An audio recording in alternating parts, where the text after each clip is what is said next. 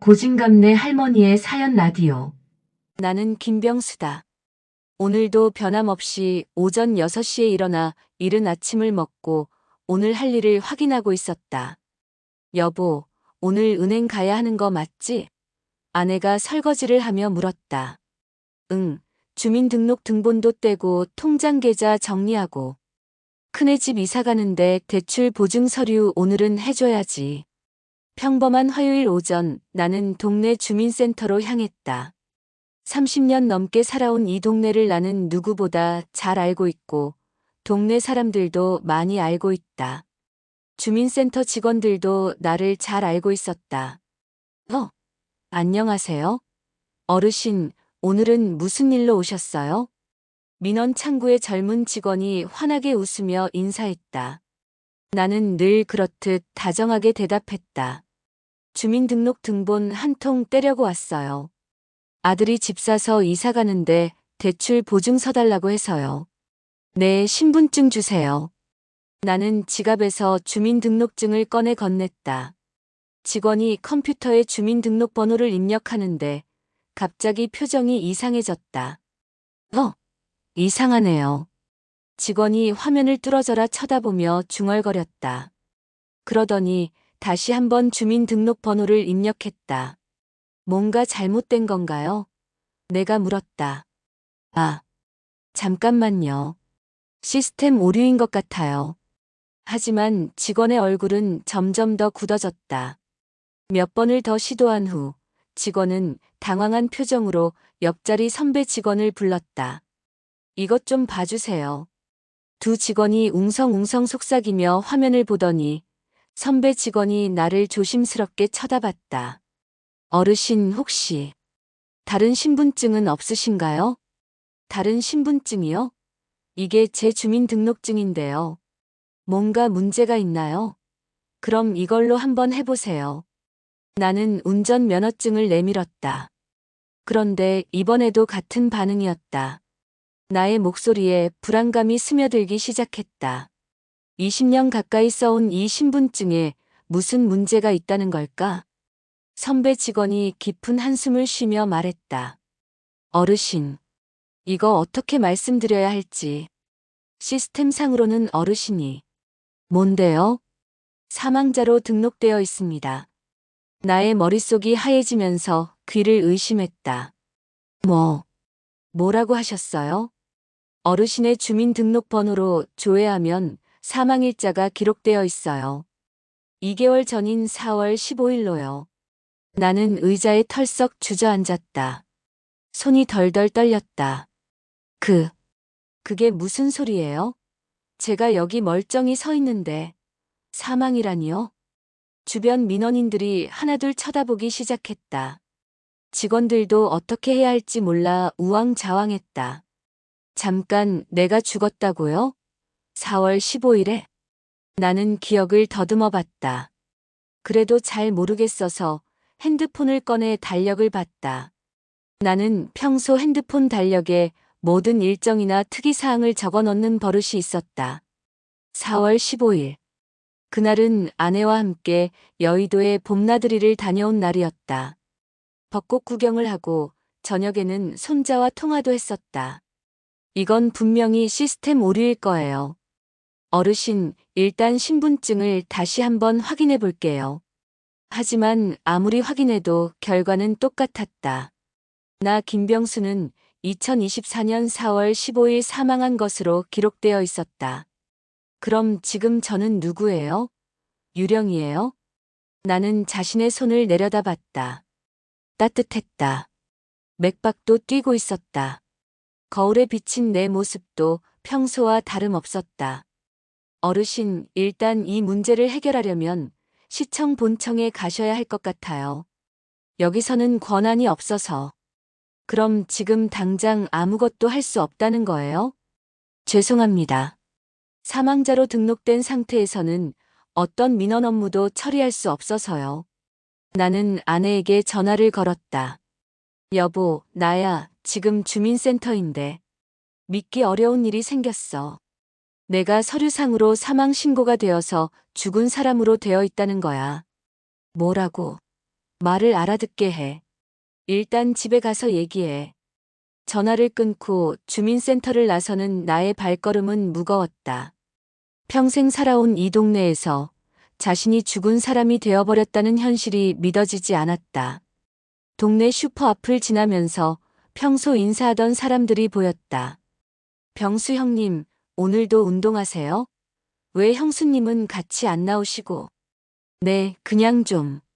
나는 어색하게 대답했다. 집 앞에 다다랐을 때 아내가 마당에서 빨래를 널고 있었다. 벌써 왔어? 근데 아까 그 말은 무슨 소리야? 당신이 죽었다니? 여보. 나의 목소리가 떨렸다. 왜 그래? 무슨 일 있었어? 나 죽었대. 아내가 빨래를 손에 든 채 멍하니 나를 쳐다봤다. 그 말이 진짜야? 주민등록상으로 내가 4월 15일에 죽었다는 거야. 그래서 등본도 못 댄다고 하고. 아내는 널던 빨래를 다시 바구니에 던져놓고는 나의 얼굴을 쳐다봤다. 당신 농담하는 거지? 이런 농담을 내가 왜 해? 그래서 은행에도 못 가고 그냥 왔잖아. 농담일 리가 있나? 지금 내 상황이 어떤지 알아? 법적으로는 존재하지 않는 사람이 된 거야. 내가 죽어서 이 세상 사람이 아니라니. 막상 그 말을 들을 때보다 시간이 지날수록 그 사실이 자각이 되면서 점점 더 기분을 말로 할 수가 없었다. 그야말로 이상하고 기분 나쁘면서 더러운 기분이 들었다. 우리 두 사람은 한참을 거실에 멍하니 앉아 있다가 이대로 손 놓고 있을 수는 없는 일이지 차를 마시며 상황을 정리해 봤다. 그럼 4월 15일에 뭔가 잘못 신고가 들어갔다는 얘기네. 그런 것 같아. 하지만 누가, 왜? 혹시 같은 이름, 같은 생년월일인 사람이 있어서 착각한 건 아닐까? 이름은 동명이인이 많겠지만 우연히 우리 집 주소에 주민등록번호까지 똑같을 수는 없잖아. 참 살다가 별하별 기막힌 일도 다 있네. 아내와 나는 한참을 생각에 잠겼다. 그런데 갑자기 아내가 뭔가 떠올랐다는 표정을 지었다. 여보, 4월 15일. 그날 혹시 기억나는 일 없어? 응. 우리 벚꽃 구경 간 날이잖아. 그 외에 뭔가 특별한 일이 있었나? 아니야, 그날 말고. 그 무렵에 뭔가 이상한 일이 없었나? 나는 기억을 더듬어 봤다. 아, 맞다. 내가 갑자기 손바닥을 쳤다. 그때 벚꽃 구경 가기 며칠 전에 우체국에서 등기가 왔다면서 그 이상한 서류를 받으라고 했던 거 기억나? 내가 없어서 당신이 대신 받았잖아. 맞아. 그 서류. 당신 이름으로 온 등기 우편이었는데 뭔가 공문 같았어. 그런데 당신이 와서 뜯어보니까 내용이 이상했다고 했잖아. 맞아. 뭔가 보험 관련 서류 같았는데. 내가 가입한 적도 없는 보험 말이야. 그래서 신경도 안 썼는데. 그 서류 어디 뒀지? 아내와 나는 서둘러 서류함을 뒤져봤다. 그리고 그 서류를 찾아냈다. 한 보험회사에서 온 보험금 지급 신청서였다. 그런데 이상한 점이 있었다. 여보, 이거 봐. 피보험자가 나로 되어 있어. 그런데 내가 언제 이 보험에 가입했지? 더 이상한 건 이거야. 수익자가 우리 아들로 되어 있어. 나는 전화를 들어 아들에게 전화를 걸었다. 민우야, 나야. 네, 아빠 무슨 일이 있으세요? 너 혹시 아빠 명의로 보험 가입한 거 있어? 보험료? 아니요, 없는데요. 왜요? 그럼 너네 이름으로 보험금 받은 일이 있었어? 아니요, 전혀요. 아빠 무슨 일이세요? 목소리가 이상해요. 나는 상황을 설명했다. 아들도 믿을 수 없다는 반응이었다. 아빠, 지금 바로 갈게요. 이건 분명히 사기 사건이에요. 전화를 끊고 난 후 나와 아내는 더 자세히 서류를 살펴봤다. 여보, 이거 봐. 사망 신고자가 김민우로 되어 있어. 우리 아들 이름이야. 뭐라고? 그리고 사망 장소가 대학병원으로 되어 있어. 4월 15일에 우리 대학병원 간 적도 없는데. 30분 후 아들 민우가 달려왔다. 아빠, 어떻게 된 거예요? 민우는 IT 회사에 다니고 있고 39살이었다. 아들은 내가 보여준 서류를 보고 아빠 보험회사에 전화해 볼게요. 라고 했다. 그리고는 내 인적사항과 보험가입 유무 등을 문의했다. 네, 김병수님 명의로 생명보험을 가입한 사실이 확인되었습니다. 그런데 지금은 보험금 지급이 완료된 상태입니다. 누구에게 지급됐나요? 네, 아드님이신 김민우님께서 수익자로 등록되어 있었기 때문에 김병수님이 사망하시고 아드님이신 김민우님께 지급되었습니다. 보험금은 얼마가 지급되었습니까? 잠시만요, 확인해 보겠습니다. 여보세요? 보험금은 4억 8천만 원이 지급되었습니다. 잠깐만요. 김병수님 본인을 바꿔드리겠습니다. 민우는 내게 전화를 바꿔줬다. 여보세요? 제가 김병수 본인입니다.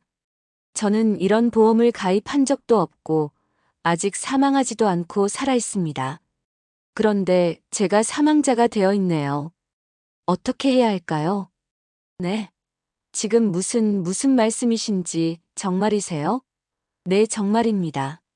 나는 자초지종을 보험사 직원에게 모두 말했다. 보험사 직원은 다시 연락드리겠다고 하면서 전화를 끊었다. 아빠, 이거 완전히 조작된 서류예요. 보세요. 완전히 가짜 서류예요. 그럼 누가 왜 이런 짓을 한 거야? 아마도 보험 사기일 가능성이 높아요. 아빠 명의로 보험을 가입하고 가짜 사망 신고를 해서 보험금을 탔던 것 같아요. 하지만 누가 아빠 개인정보를 알고 이런 짓을 했을까요? 그런데 아빠 정보만으로는 어려워요. 제 개인정보로 보험금을 받았잖아요. 민우가 더 자세히 조사하던 중 중요한 단서를 발견했다. 아빠, 이 서류에 있는 병원 담당 의사 이름 보세요. 이준호라고 되어 있어요. 이준호? 어디서 들어본 이름 같은데? 아내가 갑자기 소리쳤다. 맞다. 이준호. 작년에 우리 집 전화로 자꾸 이상한 전화를 걸어오던 그 사람. 어떤 전화? 기억 안 나? 의료용품 판매한다고 하면서 자꾸 이것저것 물어보던 그 사람 말이야. 계속 끈질기게 하니까 당신이 화내면서 끊었잖아. 아, 그래, 맞아. 그런 일이 있었지. 나의 기억이 되살아났다. 아, 맞다. 그 사람이 내 생년월일이랑 주소까지 알고 있어서 이상했는데. 그때 그 사람이 개인정보를 수집한 거예요. 그리고 이번에 이런 사기를 친 거고요. 그럼 지금 어떻게 해야 하지? 민우가 말했다. 일단 경찰서에 신고하고 동시에 시청에 가서 사망신고 취소 신청을 해야 해요. 그리고 이 가짜 서류들을 증거로 제출해야 하고요. 하지만 내가 죽은 사람으로 되어 있는데 내가 직접 신고할 수 있을까? 아빠가 직접 가시면 돼요. 살아있는 사람이 직접 나타나면 사망신고가 잘못된 거라는 걸 바로 알 수 있으니까요. 그날 오후 나는 아들과 함께 경찰서와 시청을 차례로 방문했다. 하지만 생각보다 일이 복잡했다. 어르신 사망신고 취소는 간단한 일이 아닙니다. 일단 수사가 끝나야 하고 그 다음에 법원 판결이 나와야 해요. 그럼 그동안 저는 어떻게 살아야 하나요? 임시로 사실 확인서를 발급해 드릴 수는 있지만 정식 민원 업무는 처리하기 어려워요. 나는 답답했다. 자신이 살아있다는 것을 증명하는 것이 이렇게 어려운 일인 줄 몰랐다. 건강보험도 자격 정지됐어요. 그리고 연금도 중단됐고요. 평소 통장 정리를 하지 않고 신경 안 쓰고 있었더니 이게 말이 돼? 아빠, 빨리 해결해야 해요. 이 상태로는 아무것도 할 수 없어요. 심지어 동네 병원에서도 문제가 생겼다. 나는 3개월에 한 번씩 정기적으로 당뇨 약을 받으러 가는데 병원에서 당황했다. 어르신, 건강보험 자격이 정지되어 있다고 나와요. 지금 행정착오를 해결 중이에요. 임시로라도 약을 받을 수 없을까요? 며칠이 지나자 동네에 소문이 퍼지기 시작했다. 평소 가까이 지내던 이웃 김씨 아주머니를 슈퍼에서 아내가 만났다. 아, 순자야. 근데 병수 씨가 며칠째 안 보이네. 어디 아픈 거야? 아니, 별일 없어. 그게 지금 좀 복잡한 일이 있어서. 혹시 큰 병원에 입원한 거야? 그렇게 건강했는데. 아니야, 그런 게 아니라. 나는 69세의 나이에도 아직 허리가 곱고 걸음걸이가 탄탄해서 나이보다 젊다는 말을 많이 듣는다. 그런데 그렇게 건강하던 사람이 갑자기 죽은 사람이 된 것이다. 그렇게 말이 와전되다 보니 동네에서는 궁금할 수밖에, 결국 아내는 상황을 대충 설명할 수밖에 없었다. 그런데 김씨 아주머니의 반응이 뜻밖이었다. 뭐? 병수 씨가 죽었다고 나온다고? 아이고, 요즘 세상에 그런 일도 다 있구나. 참 세상이 무서워졌어. 병수 씨한테 안부나 전해줘. 일주일 후 뜻하지 않은 일이 생겼다. 지역 신문 기자가 집에 찾아왔다. 안녕하세요. 저는 지역일보 김 기자입니다. 혹시 김병수 씨 댁이 맞나요? 네, 그런데 무슨 일이시죠? 기자는 웃으며 말했다. 사망자로 등록된 분이 살아계셔서 문제를 해결 중이라는 이야기를 들었어요. 요즘 보이스 피싱이라든가 사기 등 다양한 방법으로 사람들의 돈을 갈취하는 사례가 많아서 어르신의 경우 특이한 사례라서 기사로 다뤄보고 싶은데요. 나는 당황했다. 언론에 나가는 것이 좋을지 확신이 서지 않았다. 글쎄요. 아직 해결도 안 됐는데. 오히려 기사가 나가면 문제 해결에 도움이 될 수도 있어요. 관련 기관들이 관심을 가지게 되니까요. 결국 나는 인터뷰에 응하기로 했다. 며칠 후 살아있는데 죽은 사람으로 등록된 69세 남성의 기구한 사연이라는 제목으로 기사가 나갔다. 그런데 기사가 나간 후 예상치 못한 일들이 벌어졌다. 기사가 나간 다음 날부터 집에 전화가 빗발쳤다. 여보세요? 김병수 씨 댁 맞나요? 저도 비슷한 피해를 당했는데. 안녕하세요. TV 프로그램 PD인데 인터뷰 출연 가능한지 문의드리고 싶어서. 김병수 씨? 저는 변호사인데 무료로 도와드리고 싶어서 연락했어요. 심지어 사기를 치려는 사람들도 있었다. 김병수 씨, 저희가 빠르게 해결해 드릴 수 있어요. 다른 곳보다 수수료도 50% 할인해서 해결해 드리겠습니다. 아내와 나는 전화를 받는 것 자체가 스트레스가 되기 시작했다. 가장 당황스러운 건 동네 사람들의 반응이었다. 어떤 사람은 호기심 어린 눈으로 쳐다보고 어떤 사람은 불쌍하다는 시선으로 바라봤다. 병수 씨, 신문에 나온 그 사람이 맞죠? 우리 동네에서 이런 일이 있었다니 참 기가 막힌 일을 당하셨네요. 아이고, 그런 일을 어떻게 당하셨어요? 얼마나 황당하셨겠어요. 평범하게 지내던 일상이 완전히 바뀌어 버렸다. 평생 살면서 이런 일을 처음 당하다 보니 어떻게 처신을 해야 할지 막막했다. 기사가 나간 지 일주일 후 정말로 비슷한 피해를 당한 사람들이 연락해왔다. 첫 번째는 65세 박 선생이었다. 김병수 씨, 저도 똑같은 일을 당했어요. 보험 사기 때문에 사망 신고가 접수된 거죠. 정말이에요? 언제 일이세요? 저는 6개월 전이에요. 아직도 해결 중이에요. 법원까지 가야 한대요. 두 번째는 70세 할머니였다. 제 딸이 전화해보라고 하면서 연락처를 알아봐 줬어요. 저도 갑자기 죽은 사람이 되어서 병원 다니는 게 제일 힘들어요. 우리는 만나기로 했다. 비슷한 처지의 사람들이 모이니 서로의 상황을 이해할 수 있었다. 저는 이런 일을 당한 건 저 혼자인 줄 알았어요. 그런데 이렇게 많은 분들이 당했다니 참 무섭네요. 이런 사기가 조직적으로 이뤄지고 있는 것 같아요. 박 선생이 말했다. 그럼 우리끼리라도 정보를 공유하면서 함께 해결해 나가는 게 좋겠네요. 우리는 정기적으로 만나 정보를 공유하기로 했다. 그리고 각자의 변호사들도 서로 협력하기로 했다. 3주 후 드디어 법원에 갈 날이 됐다. 내 변호사가 말했다. 이번이 첫 번째 심리예요. 사망신고 취소 신청에 대한 법원의 판단을 들을 수 있을 거예요. 법정은 처음 가보는 곳이었다. 판사 앞에서 내가 살아있다는 것을 증명해야 한다는 상황 자체가 초현실적이었다. 피신청인 김병수 씨, 본인이 맞나요? 네, 맞습니다. 현재 귀하는 사망신고가 접수된 상태인데 이것이 잘못된 것이라고 주장하시는군요. 네, 그렇습니다. 제가 이렇게 살아서 법정에 나와 있지 않습니까? 판사도 이런 사례는 처음인 듯 신기한 표정을 지었다. 관련된 사기 사건이 수사 중인 것으로 알고 있는데 수사 결과가 나올 때까지 기다려야 할 것 같습니다. 결국 그날은 재판이 연기됐다. 법정에서 돌아오는 길에 새로운 문제가 터졌다. 아들 민우에게서 전화가 왔다. 무슨 일이야?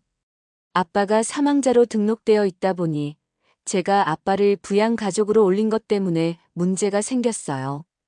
회사에서 부양가족 수당을 잘못 받았다고 하면서 돌려달래요. 얼마나? 6개월 치면 120만 원이에요. 그런데 저는 정당하게 아빠를 부양하고 있었는데 이런 피해가 내게까지 미치는구나. 괜찮아요, 아빠. 어차피 해결되면 다시 돌려받을 수 있을 거예요.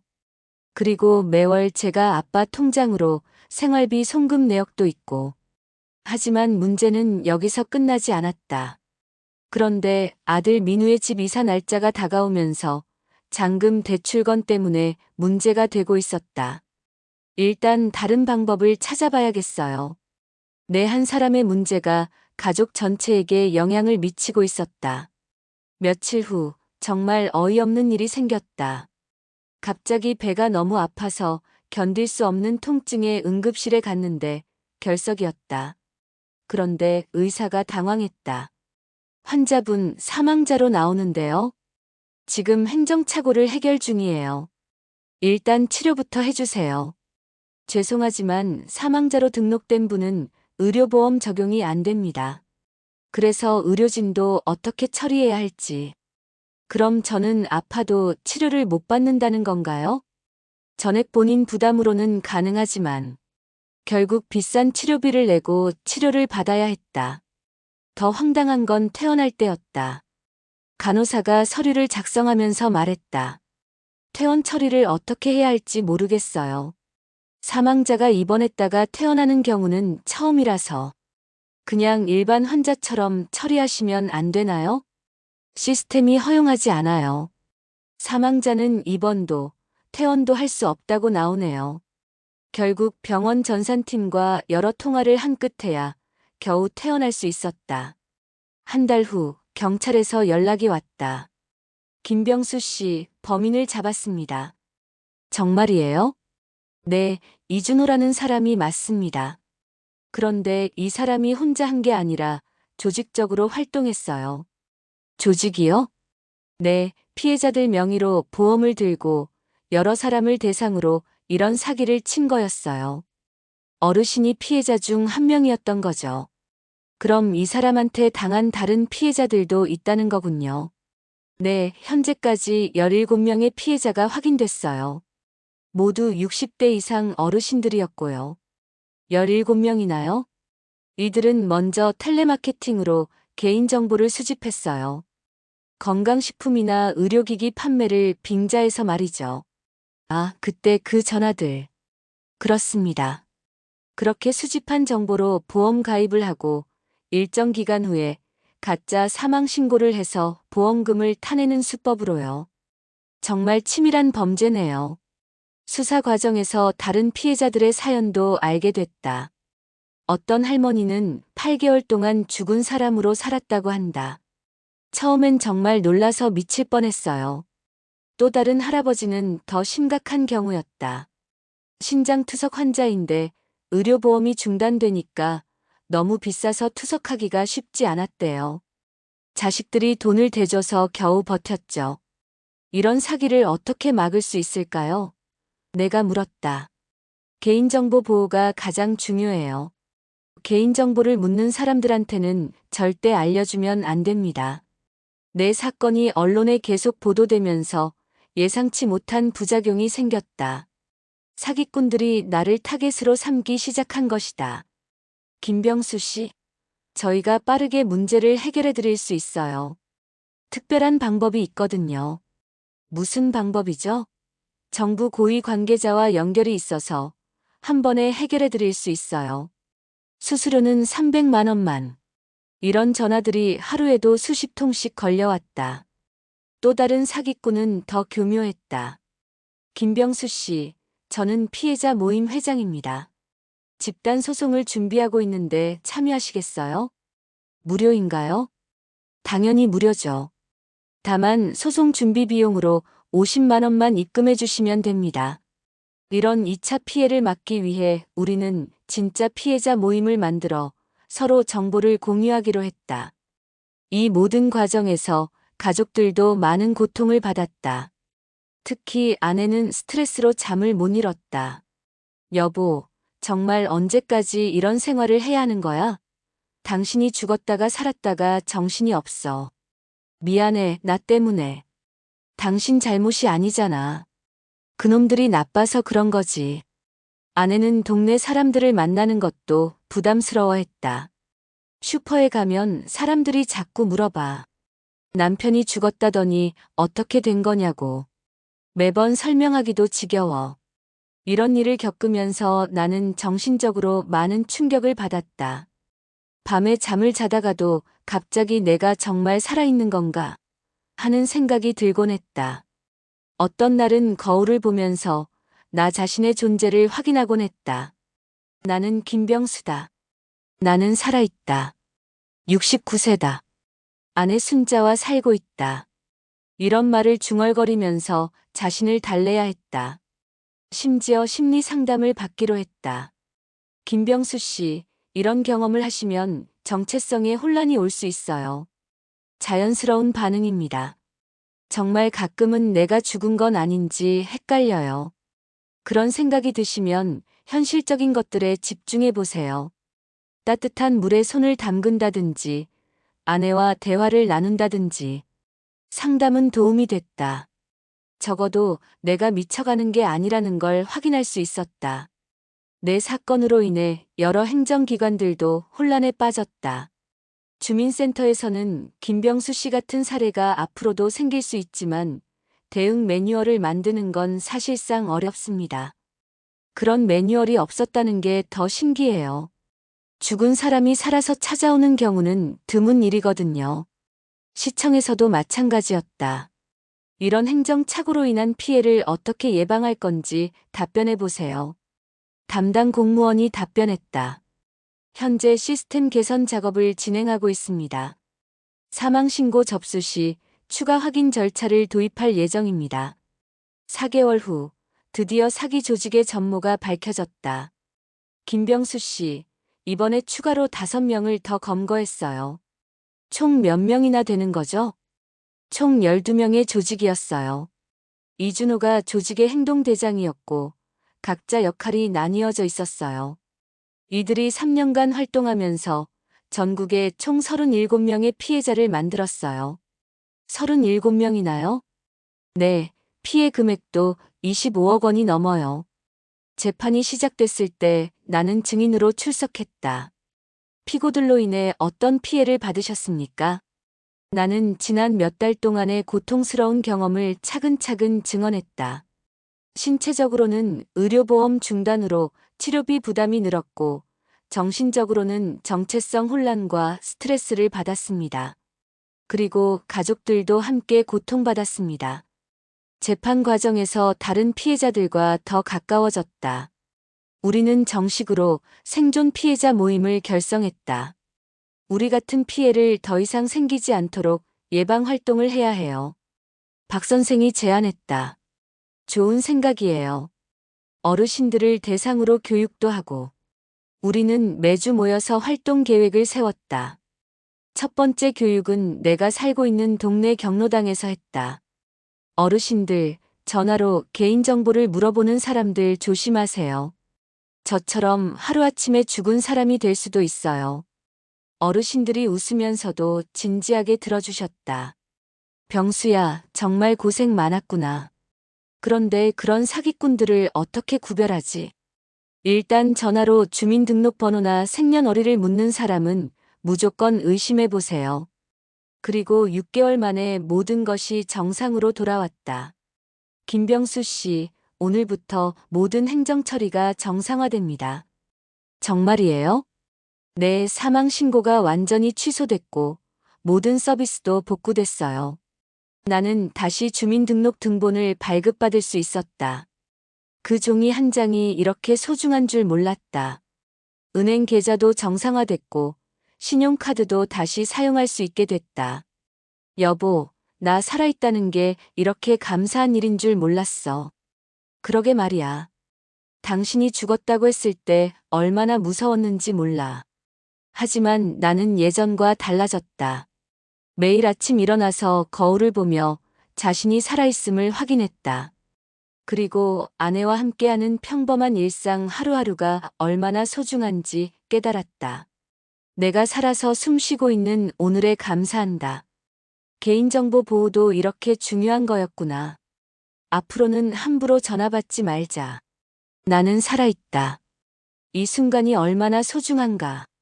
내 경험담은 많은 사람들에게 개인정보 보호의 중요성을 일깨워 주었다.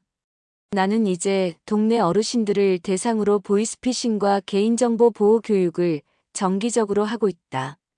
자신의 경험을 바탕으로 다른 사람들이 같은 피해를 당하지 않도록 도움을 주고 있다. 여러분, 전화로 개인정보를 묻는 사람이 있으면 절대 알려주지 마세요. 저처럼 하루아침에 죽은 사람이 될 수도 있어요. 청중들이 웃으면서도 진지하게 고개를 끄덕였다. 나의 삶은 이제 예전과는 완전히 다르다. 하지만 더 풍부하고 의미 있어졌다. 죽음을 경험한 후 다시 얻은 삶이기에 매 순간이 더욱 소중하다. 동네를 산책할 때마다 생각한다. 평범한 일상, 건강한 몸, 사랑하는 가족. 이 모든 것이 얼마나 큰 축복인지. 여러분이라면 이 상황에서 어떻게 하셨겠습니까? 댓글로 나눠주세요. 지금까지 고진감래 할머니였습니다. 여러분의 인생은 단맛이길 바랍니다.